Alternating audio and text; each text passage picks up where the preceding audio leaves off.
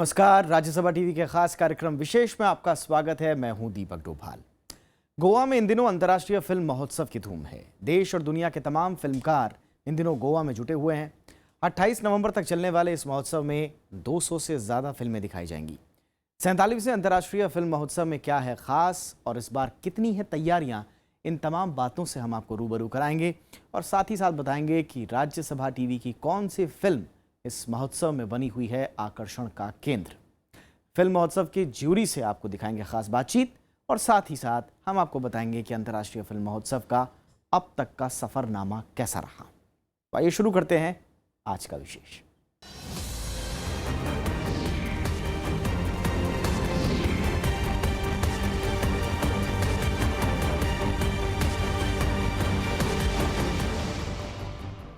यहाँ रविवार को 47वें अंतर्राष्ट्रीय फिल्म महोत्सव की रंगारंग शुरुआत हो गई। गोवा के वेस्टर्न बीच रिसोर्ट में महोत्सव का भव्य उद्घाटन हुआ। 9 दिनों तक चलने वाले इस महोत्सव में इस बार लगभग 200 फिल्में दिखाई जाएंगी। सूचना और प्रसारण मंत्री एम वेंकैया नायडू समेत कई नामचीन शख्सियतें इस मौके पर मौजूद रहीं।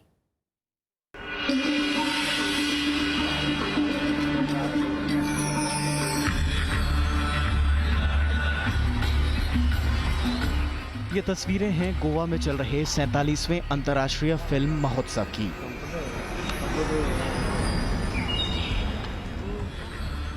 फिल्मी दुनिया से जुड़े हजारों लोग इस वक्त गोवा में इकट्ठा हैं और सिने प्रेमियों के बीच फिल्में देखने का उत्साह चरम पर है। रविवार को इस महोत्सव का उद्घाटन केंद्रीय सूचना और प्रसारण मंत्री एम वेंकैया नायडू की मौजूदगी में किया गया। इस मौके पर एम वेंकैया नायडू ने कहा कि सिनेमा की कोई भाषा नहीं होती और पूरी दुनिया को ये कड़ियों में जोड़ता है।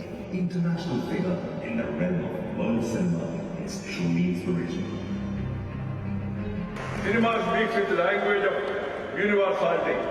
Though the storytelling, documentary, realism or fiction, cinema by nature demands a universal language. Though its form of communication mostly visual based, the audience engages with the world around them and rises beyond the limitations of its social and geographical boundaries.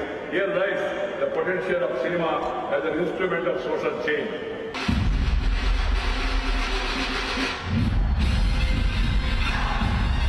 नामचीन choreographer Ganesh Acharya की रंगारंग प्रस्तुति के साथ इस समारोह की शुरुआत हुई।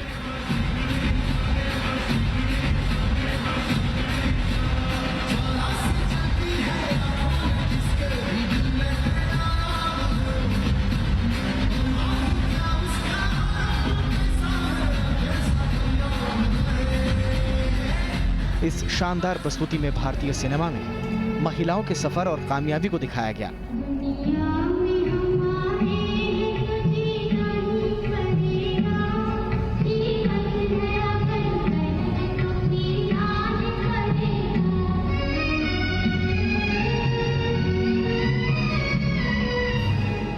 उद्घाटन के बाद हाल ही में शुरू हुआ शताब्दी फिल्म पुरस्कार मशहूर गायक SP बालासुब्रमण्यम को देने की घोषणा की गई।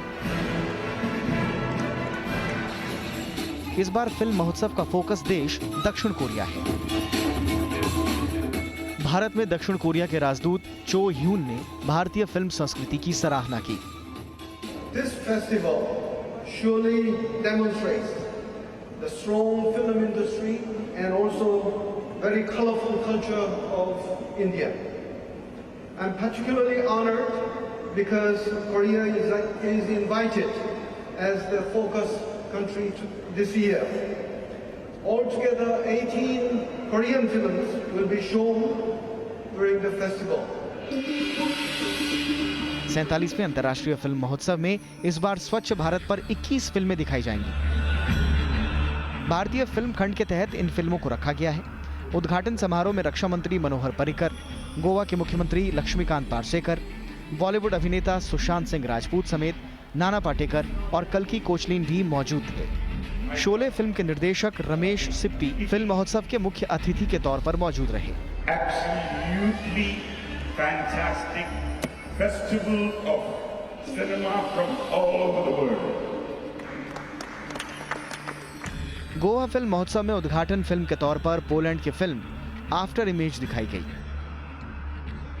कुल मिलाकर इस बार विश्व सिनेमा प्रतियोगिता खंड में 15 फिल्में दिखाई जा रही हैं, जबकि भारतीय सिनेमा खंड में 85 फीचर और नॉन फीचर फिल्में दिखाई जा रही हैं। मशहूर फिल्मकार आंद्रे वायदा और अब्बास कियारोस्तामी की याद में अलग खंड बनाए गए हैं। फिल्म निर्माण और वितरण पर 10 मास्टर क्लासेस की भी व्यवस्था है। छात्रों के लिए 9 विचार खंड इस महोत्सव में बनाए गए हैं। महोत्सव में समापन फिल्म के तौर पर किम जी वून की दक्षिण Korean film the age of shadows दिखाई जाएगी। नॉन फीचर फिल्म खंड की शुरुआत ईमा सावित्री के साथ हुई। ये फिल्म मशहूर मणिपुरी रंगकर्मी सावित्री के जीवन पर आधारित है। कैमरा पर्सन जुनैद के साथ इरफान, राज्यसभा टीवी, गोवा। और फिल्म महोत्सव में शिरकत करने इन दिनों हजारों लोग गोवा में मौजूद हैं। 20 तारीख को इसकी शुरुआत हुई और तब से इसकी चमक लगातार बढ़ती जा रही है, लेकिन इसकी तैयारियां हफ्तों पहले शुरू हो जाती हैं। कौन सी फिल्में यहाँ दिखाई जाएंगी और कौन नहीं, ये तय करना बहुत मुश्किल भरा काम होता है। हम आपको मिलाते हैं कुछ ज्यूरी सदस्यों से, जिन्होंने सैकड़ों भारतीय फिल्मों में से कुछ चुनिंदा फिल्मों को इस महोत्सव में दिखाए जाने पर मुहर लगाई। 47वें अंतर्राष्ट्रीय फिल्म समारोह में इस वक्त हम हैं इंडियन पैनोरमा की जूरी के साथ। उनसे बात करेंगे कि इंडियन पैनोरमा में एक जूरी के सदस्य होने के नाते उनकी क्या राय है। इंडियन पैनोरमा की जूरी में अभी कितने सदस्य हैं? 13 सदस्य हैं फ्रॉम ऑल ओवर इंडिया और ज़्यादातर फिल्म मेकर्स हैं और कई ऑथर्स एंड क्रिटिक्स भी हैं। और जूरी का प्राइमरीली रोल क्या होता है? देखिए, उसका रोल उनको बुलाया जाता है।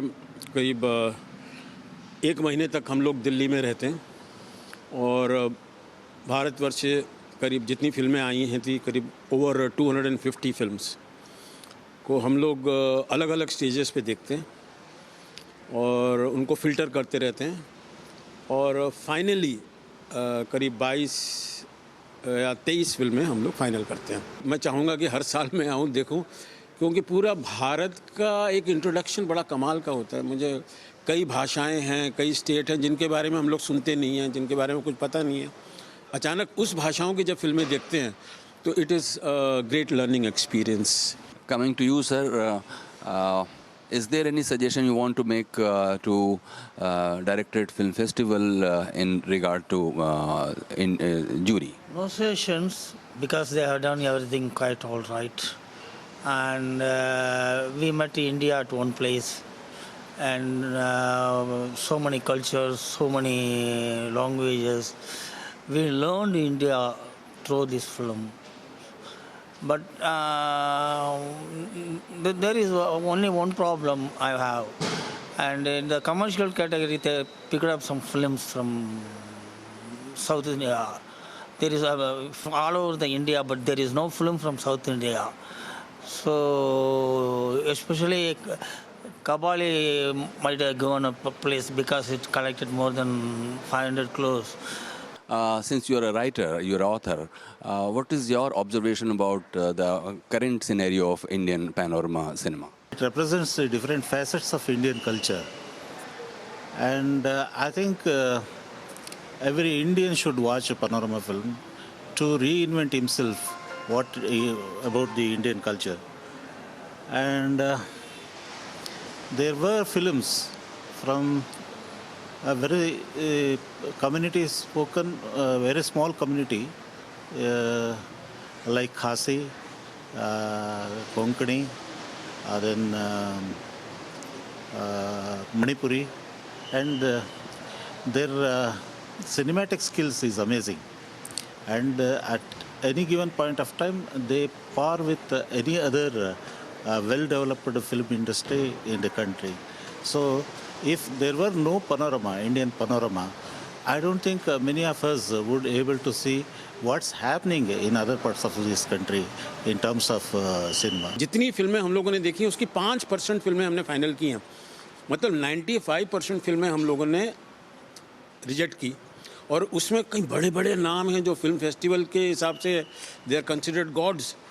लाइक बुद्धदेव दास गुप्ता की फिल्म पसंद नहीं आई, हम लोगों ने नहीं किया।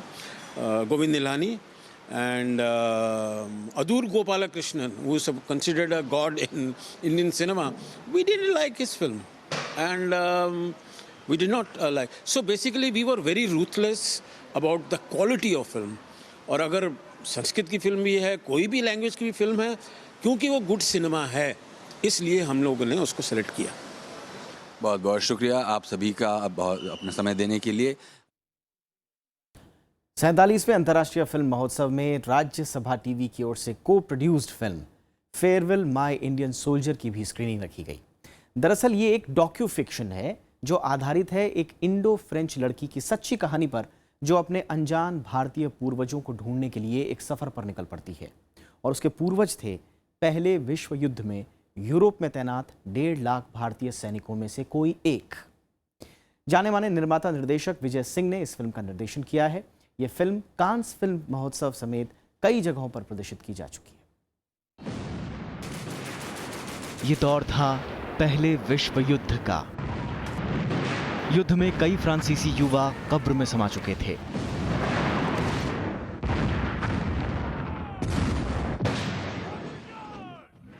फ्रांस की मदद के लिए ब्रिटिश हुकूमत ने 1,40,000 भारतीय सैनिक यूरोप भेजे।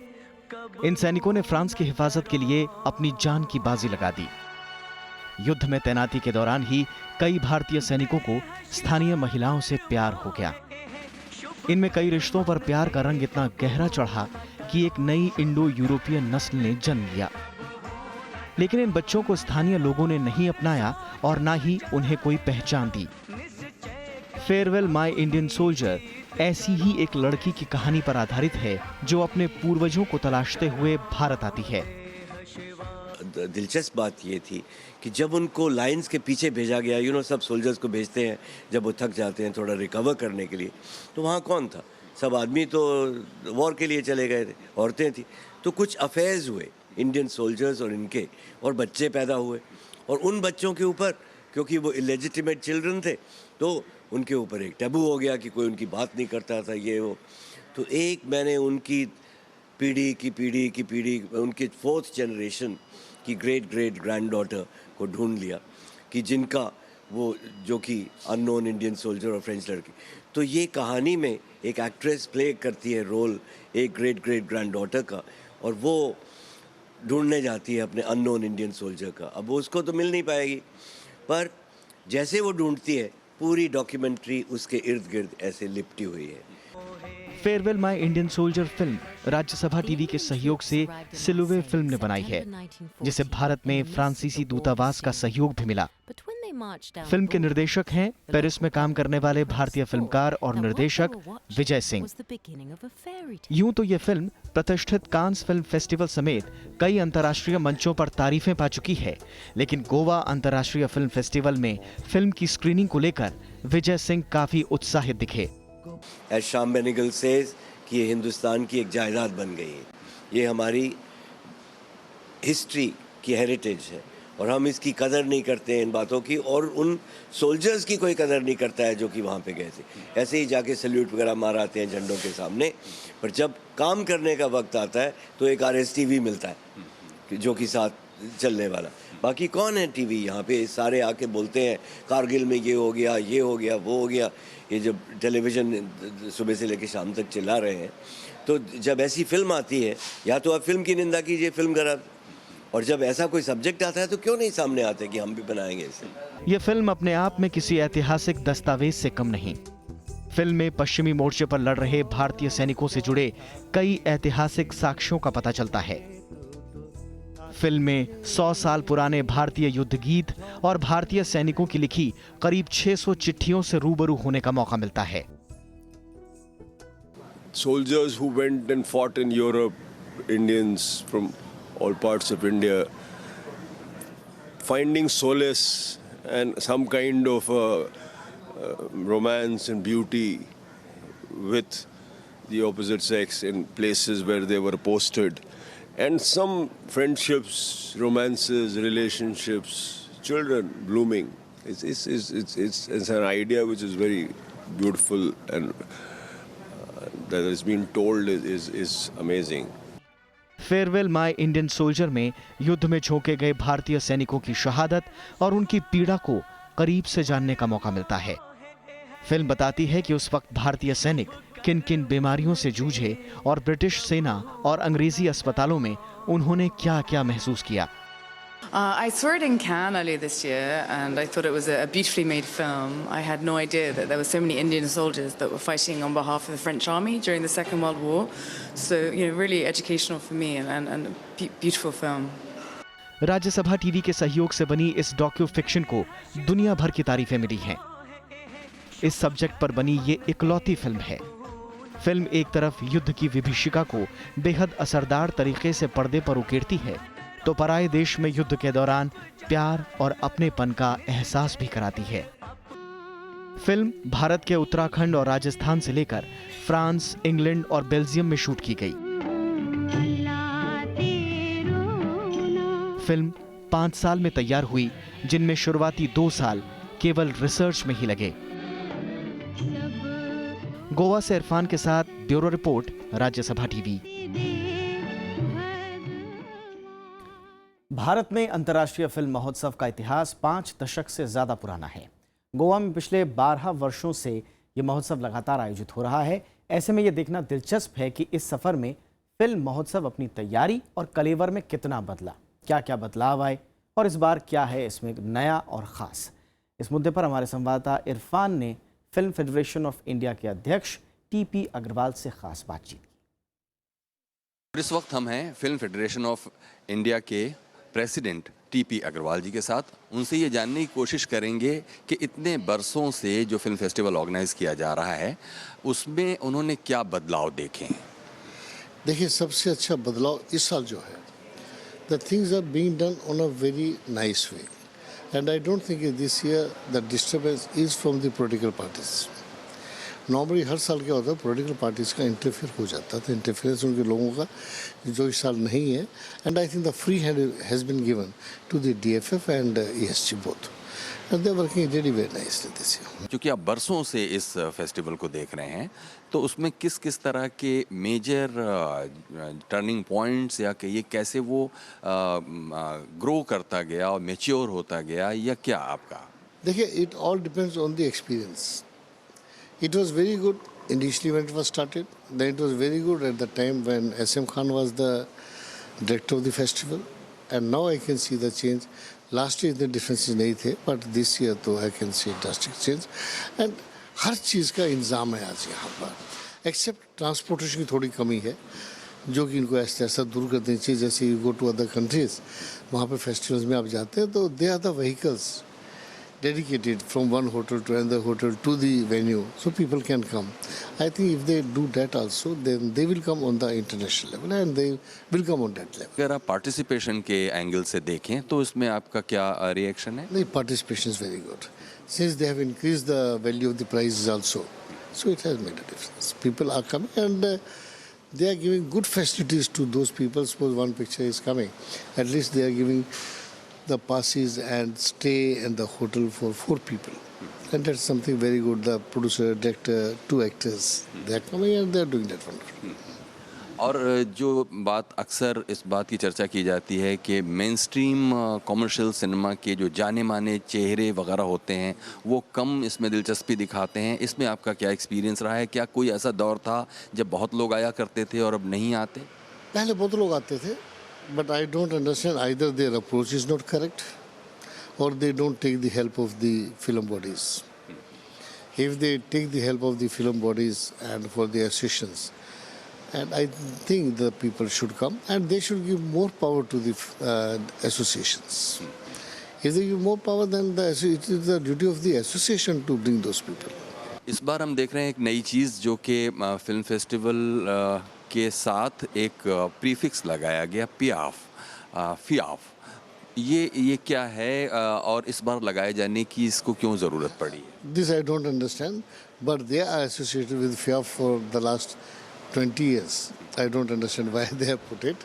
There was no need for this.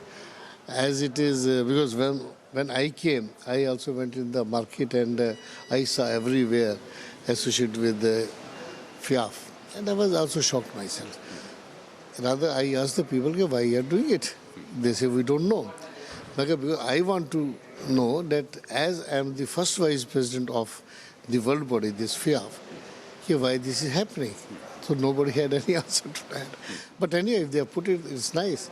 Because FIAF is the body which gives permission all over the world for this for these festivals. They give the dates, they give everything. So they have to host all the programs, or host all the festivals as per FIAF. Thank you very much. भारतीय अंतर्राष्ट्रीय film महोत्सव Asia का प्रमुख film महोत्सव है। पिछले 64 साल से ये महोत्सव दुनिया भर के सिनेमा प्रेमियों को लुभाता रहा है। इसका मकसद दुनिया भर में आपसी सहयोग और दोस्ती की भावना को बढ़ावा देना है।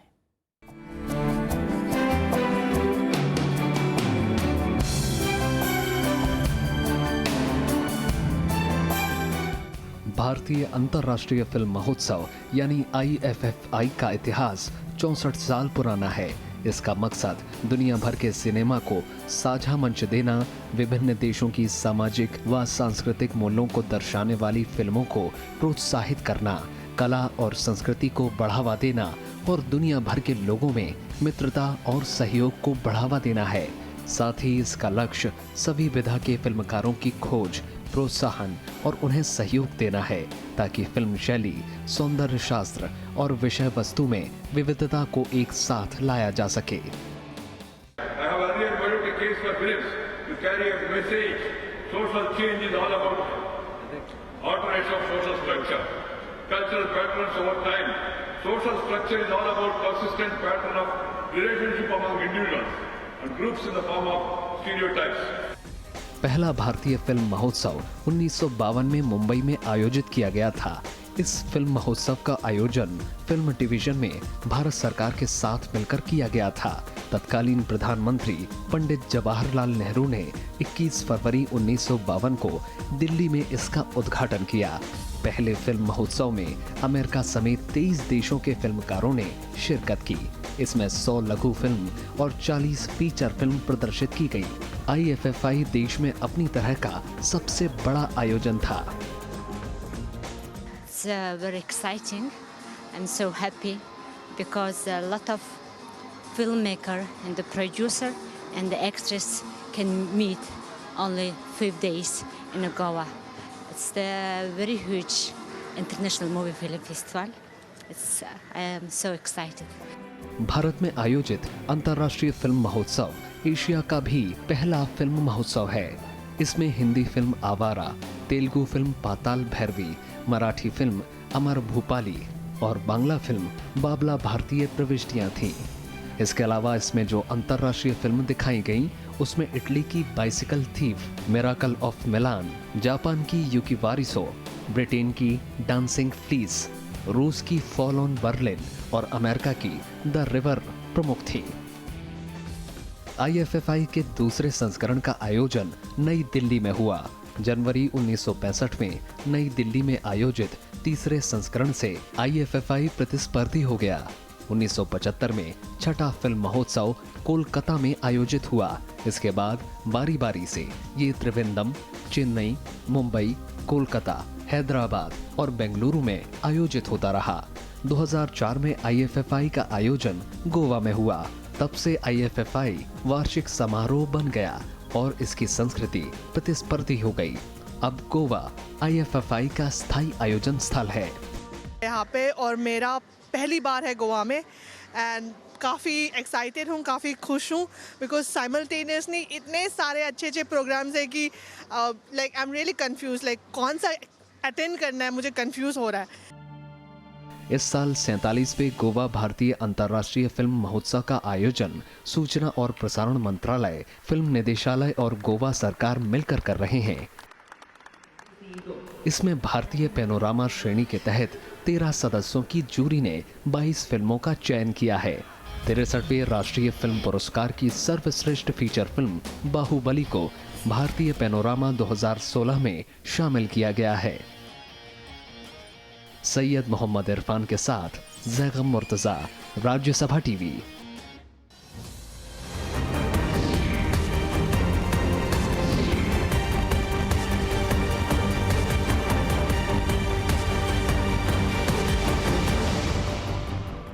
तो ये था आज का विशेष।